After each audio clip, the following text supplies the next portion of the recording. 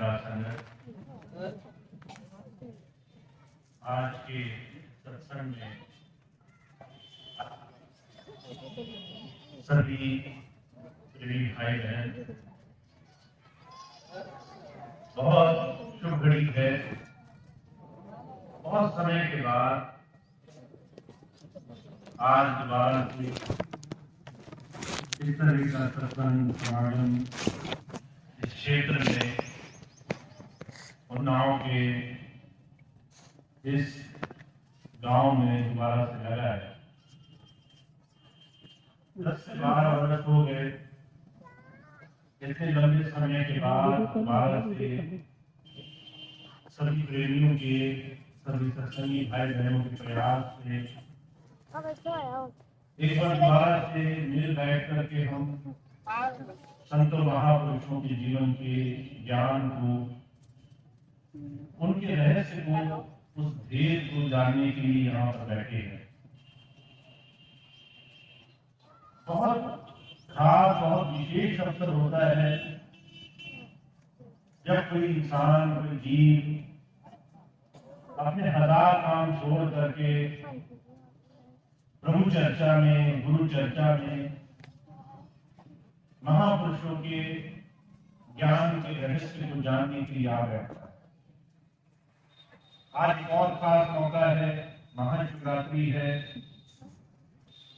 भगवान शिव को जिस तरीके से आदिकाल से वेदों में, शास्त्रों में अलग अलग तरीके से उसका वर्णन किया गया है, उस बात के रहस्य को भी जानने का बड़ा सुंदर मौका है। हम सब लोग, जब से हमें जीवन मिला है, हमारे अंदर से एक प्रेरणा है, हम इस परमेश्वर को, परमात्मा को, उस प्रभु शक्ति को जाने, उसके सामने नतमस्तक हों, शरणागत हो, जीवन में उसकी कृपा हमें प्राप्त हो। और इसके लिए अलग अलग समाज में अलग अलग तरीके से परमात्मा के स्वरूपों का, उसके बाहरी रूप रंग की चर्चाओं का, उसके गुणों का वर्णन करते करते प्रतीक बनाए जाते हैं। जब आप किसी मंदिर जाते हैं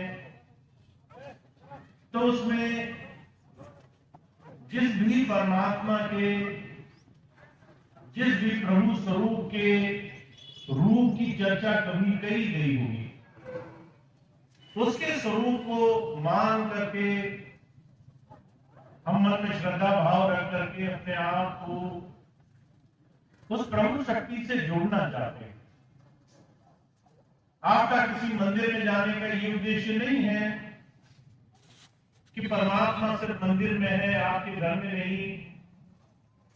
परमात्मा सिर्फ किसी एक विशेष स्थान पर, किसी तीर्थ पर या किसी भव्य स्थान पर ही मिलता है। आप वहां जाते हैं क्योंकि आपको जो भी प्रतीक रूप में परमात्मा के गुणों की चर्चाएं की गई हैं, वेदों से, शास्त्रों से जो भी उस परमात्मा के स्वरूप का गुणगान किया गया है, उसका प्रतीक वहां मौजूद है। और क्योंकि हम मनुष्य हैं, हमें अगर कहा जाए कि हमारी आंखों के, हमारी दृष्टि के बीच में भी परमात्मा बसा हुआ है, जिसे हम अभी देख नहीं पा रहे, वो हमारे इर्द गिर्द चारों तरफ हमारे अंदर समाया हुआ है, तो ये बात हम विश्वास नहीं कर पाते। वहीं अगर हम मंदिर में जाएं, एक प्रतीक को देखें, स्वरूप को देखें, तो बुद्धि विचार नहीं करती। हमारा मन अपने आप भाव से झुक जाता है कि ये तो इष्ट रूप है, ये भगवान राम की प्रतिमा है, ये शिव भगवान की प्रतिमा है, किसी और भगवान का स्वरूप है। हमारे अंदर हमेशा से, हमारी आत्मा में हमेशा से उस परमात्मा को प्राप्त कर लेने की, उससे जुड़ जाने की एक खोज लगी हुई है। और जो कहा करते थे, दुनिया का कोई मनुष्य चाहे परमात्मा को मानता हो नहीं मानता हो, एक तरीके से वो उस प्रभु की खोज में लगा हुआ है। कभी उसे सुख कहता है, कभी परमात्मा के बाहरी रूप को अगर मान रहा है तो उस परमात्मा का दर्शन कहता है। पर हम सब लोग उस परमात्मा से जुड़ने के लिए, उस परमात्मा से दया की, कृपा की, अपने जीवन में, हमारे जीवन पर हर तरह से उपकार हो, इस तरह की प्रार्थना के लिए हमेशा से खोज करते रहते हैं। पर स्वामी जी महाराज ने जब वेदों का भाष्य किया और वेदों में जब परमात्मा के स्वरूपों की चर्चा का थोड़ा गुणगान किया, आखिर में ये जो प्रतीक रूप है, इनसे और हम साधारण मनुष्यों के बीच में जुड़ाव की स्थिति का क्या असली रहस्य होगा, जब इस बात का उन्होंने अनुवाद करके हमारे सामने इस बात को रखा, तो इस बात की लोगों को समझ भी। अब क्योंकि आज महाशिवरात्रि है, भगवान शिव के बारे में स्वामी जी क्या कहते हैं, थोड़ा इस बात को हम समझने की कोशिश करेंगे। भगवान शिव पहले साधक आदि पुरुष के रूप में माने गए। जब आप भगवान शिव के बाहरी स्वरूप को देखते हैं तो आप देखते हैं एक साधु जैसी उनकी स्थिति है। कोई स्वर्ण के, कोई महंगे महंगे कपड़े, कोई बहुत ऐसी ऐशो आराम की चीजें नहीं दिखाई गई उनकी प्रतिमा पर। साधु जैसी स्थिति है, भभूत रंगाए हैं, दोनों आंखों के बीच में एक तीसरा नेत्र दिखाया गया है। अर्जुन कहा करते थे, इस बाहरी स्वरूप से हम इस बात का अंदाजा लगाने की कोशिश करते हैं कि वो भगवान शिव जब तीसरा नेत्र खोलते हैं तो प्रलय हो जाती है, वो महाकाल है, विनाशक है। इसीलिए लोग डर करके कई बार शिव का दूसरा रूप मान करके भय के कारण, साथ साथ दया की कृपा हो जाए हम पर, ऐसी चाह के कारण उनकी भक्ति करते हैं। पर जब स्वामी महाराज ने वेदों का भाष्य किया तो स्वामी कहने लगे शिव का एक दूसरा रूप भी होता है, जिसे कहते हैं मनमोहक, मन को मोहने वाला। परमात्मा का स्वरूप मन को मोहने वाला है। वो मन को मोहने वाला स्वरूप कहां है? इसी शरीर के अंदर है। कैसे मिलेगा? हमें शरीर के 10 द्वारों से ऊपर उठना होगा। और जहां माताएं बहनें बिंदी लगाती हैं, भाई तिलक लगाते हैं, जहां भगवान शिव के तीसरा नेत्र दिखाया जाता है, वहां सिमट करके आना होगा। अब इस बात को अगर हम समझना चाहें तो हमारे शरीर में हमारी आत्मा, चेतनता रोम रोम में समाई हुई है। अगर कोई एक पैर के अंगूठे पर चूटी काटे, हमें पीड़ा का आभास होता है। कोई हमें पीठ के पीछे से कंधे पर छू दे तो हमें एहसास हो जाता है कोई पीछे खड़ा है। ये तमाम शरीर की रोम रोम की चेतनता इस बात का जीता जागता उदाहरण है कि अभी हम इस पूरे शरीर में विद्यमान हैं। हर जगह हम फैले हुए हैं। जब आप साधना करने की स्थिति में आते हो, जब आप सच्ची पूजा, सच्ची भक्ति करने की स्थिति में आते हो और आप अपने दोनों आंखों के बीच जहां बिंदी और तिलक लगाया जाता है उस स्थान पर ध्यान एकाग्र करते हो, तो धीरे धीरे शरीर से इस आत्मा का संताव होना शुरू होता है। अर्जुन कहा करते थे, कहने में बड़ी आसान सी चीज है कि शरीर से संताव कर लिया, पर दुनिया का सबसे मुश्किल काम यही है, शरीर से सिमट करके दोनों आंखों के बीच में आना। कारण क्या है? हम जब से संसार में आए हैं तब से लेकर अभी तक की हमारे जीवन में हम शरीर में जितनी भी इंद्रियां हैं उनसे संसार में रमे हुए हैं। जब कोई बच्चा होता है उसके ज्ञान की, उसकी समझ की, दुनिया की जितनी भी चीजें आज हम बड़े होकर जानते हैं, उस बच्चे की तुलना में उस बच्चे को बहुत कम ज्ञान होता है। अगर कोई गोद में बैठा हुआ बच्चा हो, आप उससे पूछो, भाई सभी हालात के मुकदमे में चल रहे, क्या करना चाहिए, घर कैसे संभालना चाहिए, बोली चाहिए कैसी होनी चाहिए, उसको कुछ भी ज्ञान नहीं होता। उसका मस्तिष्क तमाम दुनिया के संस्कारों से, भौतिक रूपों से खाली है। पर जैसे जैसे वो संसार करेगा, दुनिया की चीजें उसकी इन्हीं इंद्रियों से उसके मन पर प्राप्त होंगी। आंखों से देखा हुआ, कानों से सुना हुआ, जबान से रस लिया हुआ संसार के भोग, ये मन पर ऐसे एक एक करके बड़ा भारी दुनिया के विकारों का पट चढ़ाते हैं, जिसके बाद तमाम दुनिया से छूटना बड़ा मुश्किल काम हो जाता है। महाराज जी के जीवन की घटना आती है। महाराज जी फरमाया करते थे, गुरु जयवंत सिंह जी महाराज के जीवन की घटना। जयवंत सिंह जी महाराज पेशे से फौजी थे। बड़ी जिज्ञासा थी कि मुझे कोई ऐसा साधु मिले, कोई ऐसा महात्मा मिले जिससे मुझे अंतर साधना की थोड़ी सी समझ आए।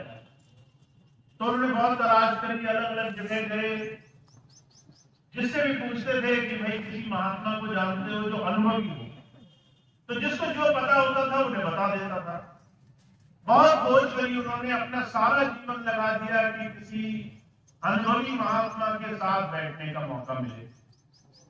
धीरे धीरे खोज करते करते वो आगरा पहुंचे। आगरा में बनी गली में उन दिनों स्वामी श्री दयाल सिंह जी महाराज एक जो है सेठ संत के रूप में जाने जाते थे। जैसे अमीर लोगों के गुरु होते हैं, बड़ी जो है बैठक उनकी दूसरी किस्म की थी। देखकर कोई पहचान नहीं सकता था कि ये साधु होगा, संत होगा। पर जो है स्वामी श्री दयाल सिंह जी महाराज आध्यात्मिक पुरुष थे, ध्यान से, साधना से जुड़े थे। जब उनके पास बाबा जयवंत सिंह जी महाराज गए तो बाबा जयवंत सिंह जी महाराज पहले से बहुत तरीके अपना चुके थे। जब तक नियम, संयम, साधन, उपवास, जो भी हम कल्पना कर सकते हैं, सारी चीजें उन्होंने बहुत बहुत करके देखी थी। जब उस स्वामी जी के पास गए तो मन में विचार आया, ये तो जो है सेठ मालूम पड़ते हैं, ये कौन सा महात्मा होंगे।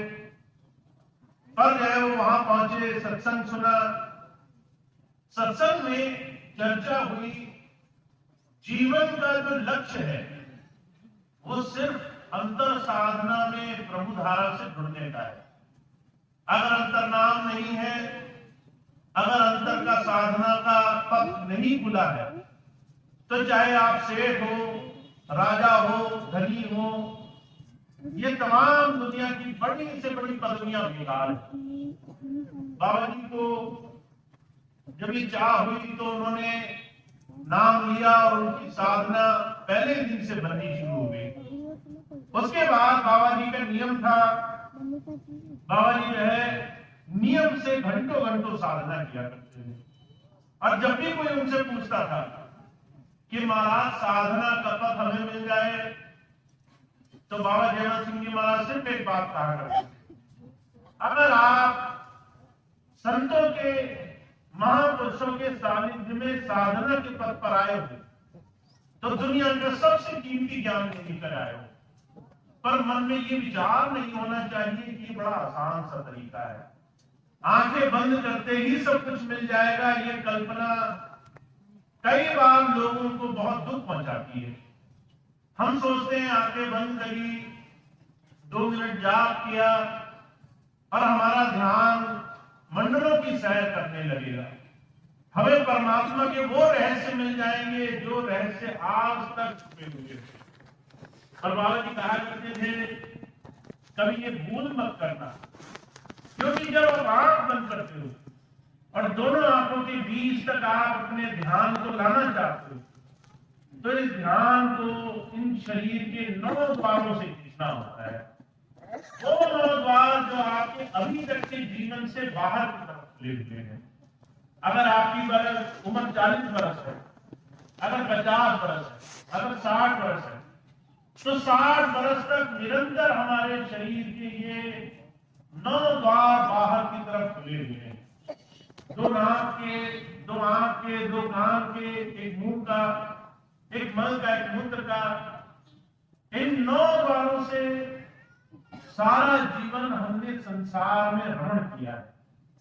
और जो क्या करते थे, जैसे कोई छोटा बच्चा होता है, मिठाई का शौकीन हो जाए, लत लग जाए मिठाई खाने की, उससे आप मिठाई छुड़ाने की कोशिश करें तो बड़ा रोता है, चीखता चिल्लाता है, वहीं जो है लेट लेट करके बहुत नाटक करता है, पर जो है वो मीठा नहीं छोड़ना चाहता।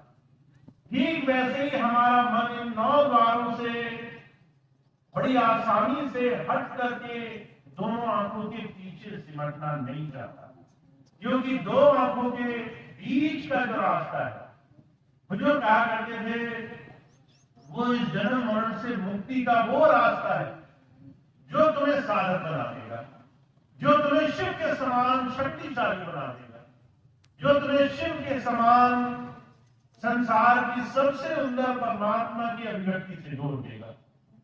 पर उस साधना को हम कर सके, उस अंतर साधना से हम इसी शरीर में उस परमात्मा के दर्शन कर सके, इस साधन को संत जाने के लिए आते हैं। संतों महापुरुषों का संसार में किसी और चीज के लिए आना नहीं होता।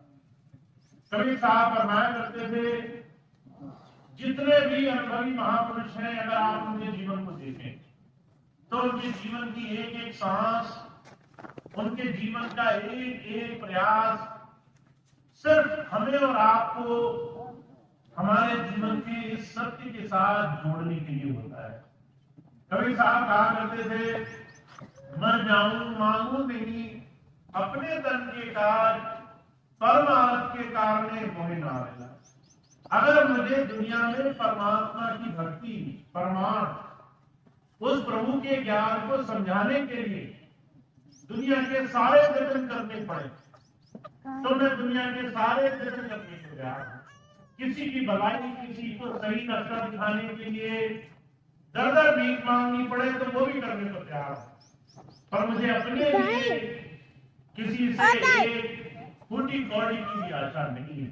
तो जो कहा करते थे, संतों महापुरुषों की सबसे पहली जो निशानी है वो ये कि उन्हें दुनिया की किसी भी भौतिक चीज की आपसे किसी तरह की विचारना नहीं होती।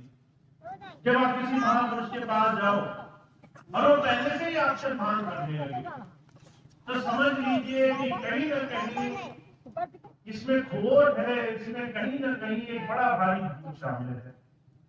महाराज जी के जीवन की घटना आती है। महाराज जी ने जब नाम नहीं लिया था, बुजुर्ग कृपाल सिंह जी महाराज, स्वामी जी महाराज के, तो वो खोजा करते थे कौन संत मिले, कौन महापुरुष मिले। तो महाराज जी ने फर्क बना ली, अगर कोई कहे कि पहले तुम्हें कुछ देना पड़ेगा तो ऐसे गुरु के पास नहीं जाना है। अगर आप किसी महात्मा के पास जाओ और पहले ही मांगने लगे कि तन देना पड़ेगा, मन देना पड़ेगा, धन देना पड़ेगा, तो वहां हाथ जोड़कर निकल जाओ। समझ लो वहां पाखंड है, वहां झूठ है। जो तुमसे पहले ही मांग रहा है वो तुम्हें और क्या दे सकता है। तो महाराज जी ने सारा जीवन इस नियम का पालन किया। और अनगिनत ऐसे साधुओं से वो बच गए जो उनका समय बर्बाद कर सकते थे। तो इसलिए महाराज जी कहा करते थे, कोई संत महापुरुष अगर आपको मिले तो उसकी सबसे पहली और सबसे जरूरी बुनियादी जरूरत यह है, वो मांगता नहीं होता, वो भीख नहीं मांगता, वो दूसरों से मांग करके गुजारा नहीं करता, वो सिर्फ संसार के भोगों का, पैसों का, दुनिया की चीजों का भूखा नहीं होता, वो संसार में सेवा करने के लिए आता है। और सबसे बड़ी सेवा है हमें अपने शरीर से दो आंखों के बीच तक आने की इस साधना का ज्ञान मिल जाए। तो जो कहा करते थे, गुरु के दिए हुए नाम को आप गुरु की दी हुई दात समझो, सबसे बड़ी बख्शीश। जब संत किसी को नाम देता है, किसी को ये साधन देता है, तो उसे अपनी कमाई की पूंजी में से पूंजी देता है। जैसे कोई बच्चा हो, अपने बाप के पास जाए, कहे मुझे व्यापार शुरू करना है, तो पिताजी कहते हैं ये मेरी तरफ से थोड़ी सी पूंजी रख लो, तुम्हें काम करने में आसानी होगी, तुम्हारी मुश्किलें आसान हो जाएंगी, पर बढ़ाना तुम्हें ही है, व्यापार तुम्हें ही करना है, काम तुम्हीं को अच्छा करना है। संत इसी तरह से अपनी पूंजी देते हैं। अगर कोई अपनी दया की दात ना दे कोई महापुरुष, तो जो कहा करते थे 9 द्वारों से ऊपर उठना तो बहुत असंभव काम है। आप इस बात की कल्पना नहीं कर सकते। हम जिस संसार में 24 घंटे रमे हुए हैं, उस संसार में इस मन को पल भर भी हटा करके एकांत में बिठाना बड़ा मुश्किल काम है। महाराज जी के जीवन की घटना आती है, रोज साधना किया करते थे। एक बार कुछ मजदूर निकले उनके घर के सामने से और देखा कि एक बड़ा हट्टा कट्टा महापुरुष है, पर कुछ करता नहीं है, रोज जो है घंटों घंटों आंख बंद करके बैठा रहता है। तो उन्होंने एक दिन चलते चलते बोली मार दी, कहने लगे शरीर से इतना हट्टा कट्टा है, पर जो है बड़ा आलसी है, करता कुछ नहीं है, आसानी से बैठा रहता है। अब मजदूरों की ये बात सुनी तो बाबा जी फौज के रिटायर थे, साधना में लगे थे, सारा जीवन समर्पित था। उन्होंने जो है अगले दिन मजदूरों को बुलाया, कहने लगे मेरा कुछ काम कर दो, दिन की जो दिहाड़ी होती है उससे दुगना दूंगा। मजदूर तैयार हो गए, जो दिहाड़ी मिलती थी उससे दुगना मिलेगा। ये बात किसको अच्छी नहीं लगती। उन्होंने कहा पहले पैसे दो, तुम बाबा हो, पता नहीं पैसे हो ना, काम करा लो। बाबा जी ने पहले ही उनके हाथ में पूरे दिन की दिहाड़ी रख दी। कहने लगे अब मेरा जो है एक दिन का काम पूरा कर दो। मजदूरों ने पूछा क्या काम करना है। बाबा जी ने रेत में एक लकीर खींची, कहने लगे इसके सहारे सारे बैठो, आंख बंद करो, 8 घंटे हिलना नहीं है। अब 8 घंटे बिना कुछ किए बैठना, ये बात मजदूरों को बड़ी आसान लगी। कहने लगे 8 घंटे बैठना ये तो बहुत आराम का काम हो गया, पहले इतनी मेहनत मजदूरी करते थे, आज आराम करने के दुगने पैसे मिलेंगे।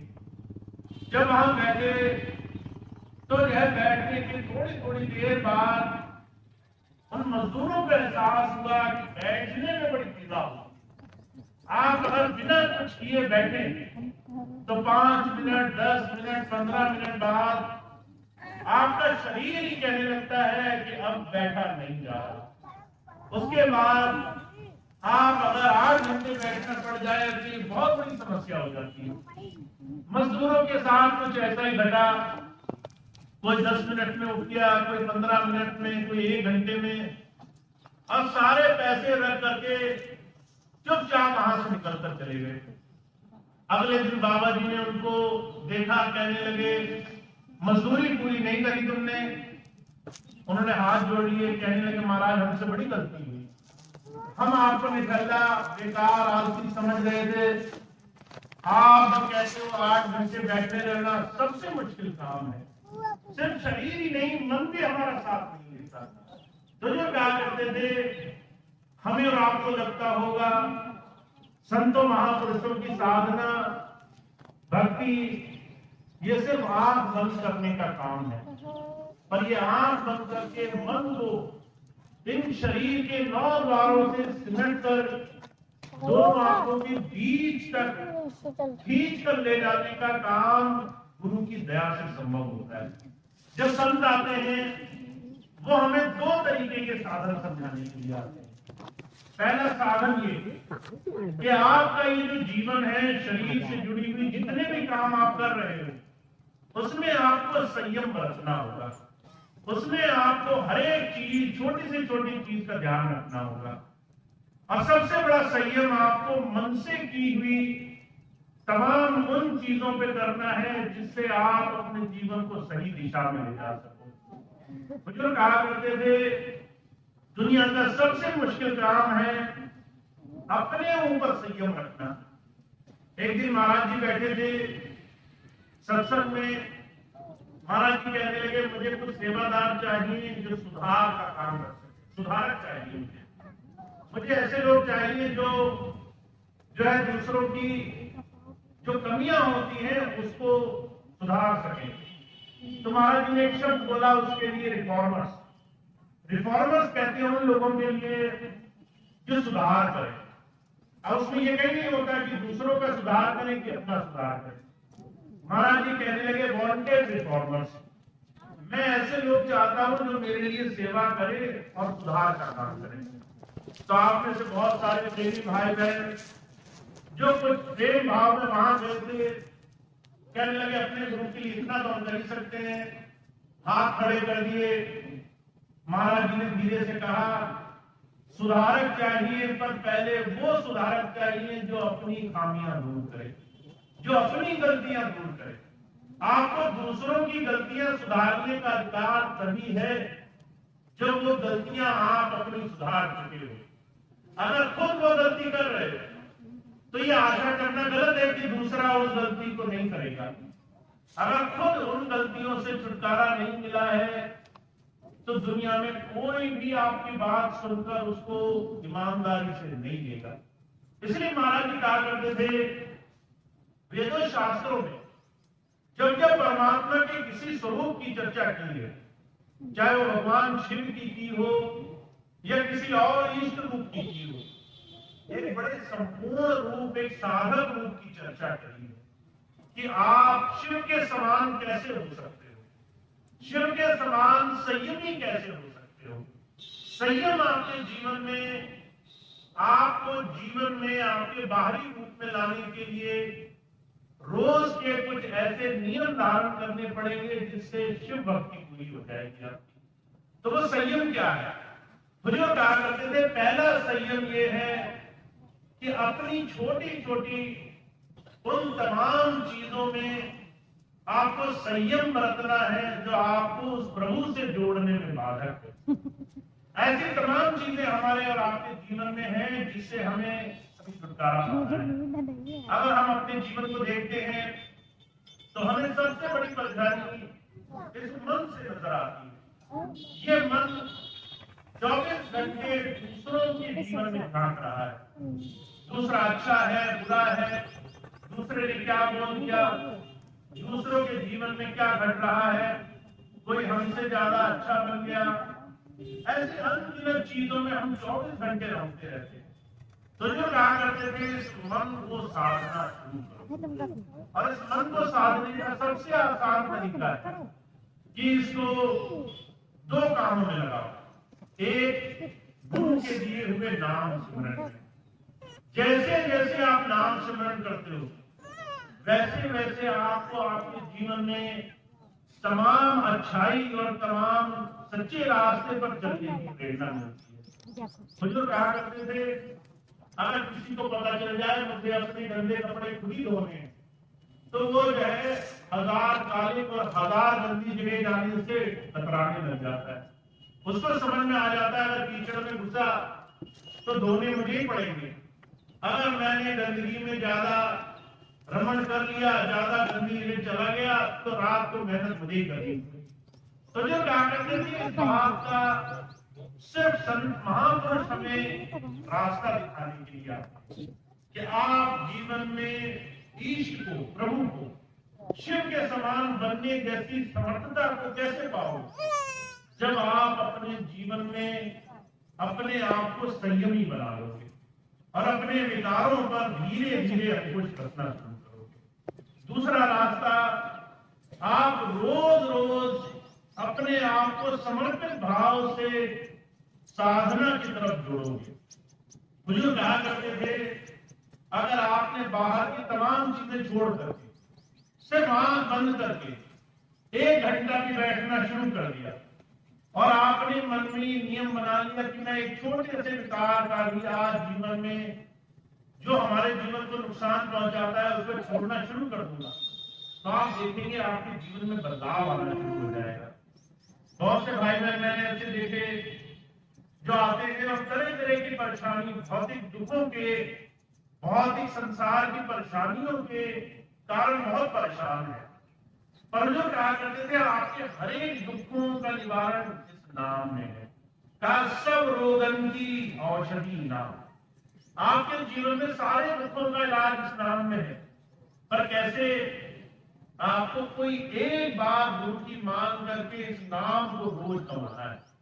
अगर आपने ऐसा एक ही नियम बना लिया तो आपके जीवन के बहुत सारे ऐसे काम जो आज आपको तरह तरह के दुखों में ले जाते हैं, वो तमाम चीजें आसानी से सहज होने लग जाएंगी। मैं बहुत सी ऐसी माताओं बहनों को देखता हूँ, बहुत से ऐसे भाइयों को देखता हूँ जो सामाजिक सांसारिक रूप में बहुत दुखी है। किसी का काम नहीं चल रहा, किसी का व्यापार खराब है, किसी का स्वास्थ्य ठीक नहीं है, किसी के बाल बच्चे स्वस्थ नहीं है, किसी को और ज्यादा परेशानियां हैं। पर इन तमाम चीजों के लिए हमारे पास इलाज क्या है कि हम तरह तरह से संसार के अलग अलग साधनों में डोलते रहे। और जो कहा करते थे आज दिन तक इस संसार को बने करोड़ों वर्ष हो चुके हैं, कोई भी ऐसा जीव नहीं है जो वृद्धावस्था में भी इन परेशानियों से छुटकारा पा चुका हो। आप किसी बूढ़े, किसी वृद्ध इंसान से पूछो कि भाई क्या आप सब कुछ ठीक हो गया, कोई दुख तो नहीं सता रहा? आंटी बातें न करिए, बातें न करिए आंटी। जरूर बता देगा। या तो शरीर में पीड़ा है, या तो घर वालों की चिंता है। अभी कुछ दिन पहले मुझे एक माता जी मिली, बहुत वृद्ध थी। जब वो मेरे पास आई, कहने लगी कि जो है परपोता जो है वो पढ़ाई नहीं करता है।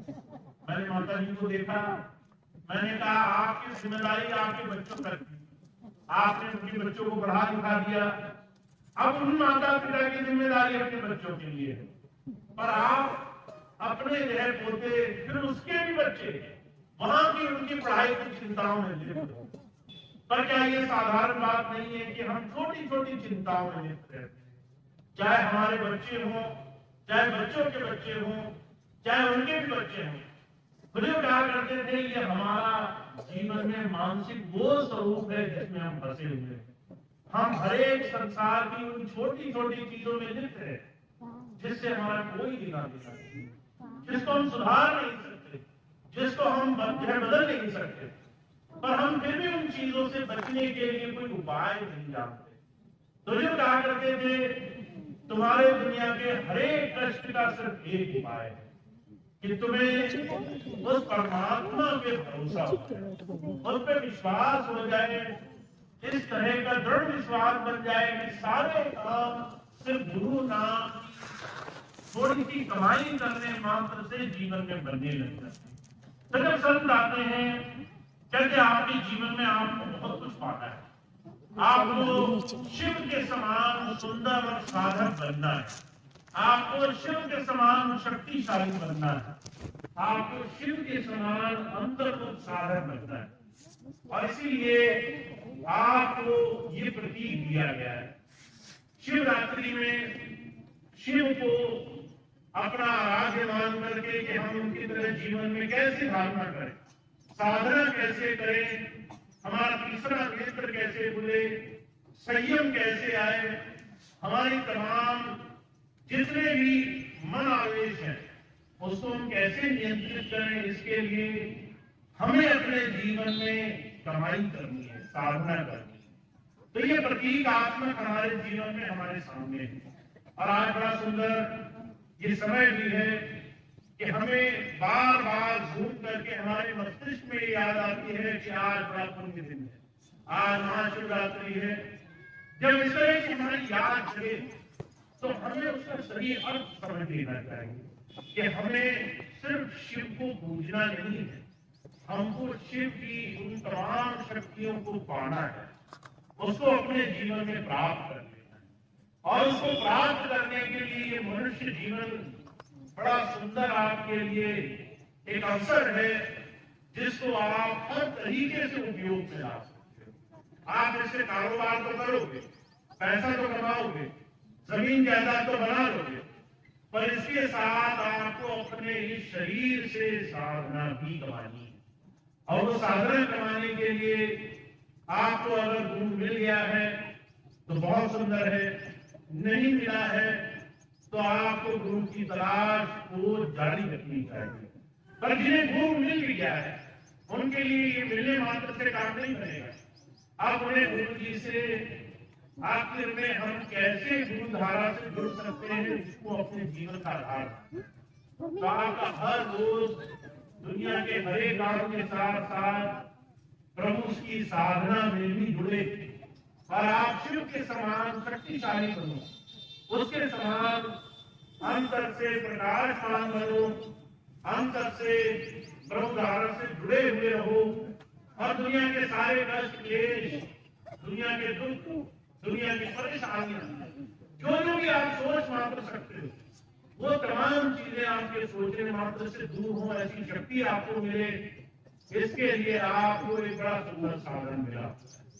तो अब हमें सिर्फ एक बात पर ध्यान देना है, जैसा कि स्वामी जी महाराज ने वेदों के भाष्य में साफ कहा कि आपको रास्ते सारे स्पष्ट करके समझा दिए गए हैं। अब हमें सिर्फ एक बात पर ध्यान देना है कि हमारा हर रोज हर दिन साधना के लिए, इस जीवन को परिपूर्ण करने के लिए एक बहुत ही सुंदर साधन के रूप में हमें दिया गया है। अगर एक दिन भी खाली गया तो हमारे लिए हमने अपने खुले हाथों से मौका गवा दिया। तो हमारा हर दिन सार्थक बने ये प्रयास हमें करना है। बुजुर्ग कहा करते थे इसके लिए संकल्प की आवश्यकता होती है। जैसे आप व्रत रखते हो कि आज मैं व्रत रखूंगा तो पूरा दिन कुछ खाऊंगा नहीं। लोग बहुत कठिन कठिन यज्ञ रखते हैं, बहुत कठिन कठिन व्रत धारण करते हैं।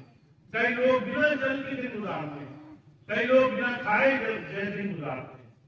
आप ये व्रत लो कि जब तक मैं रोज थोड़ी देर साधना में बैठूंगा नहीं तब तक वो दिन आगे जाने नहीं होगा।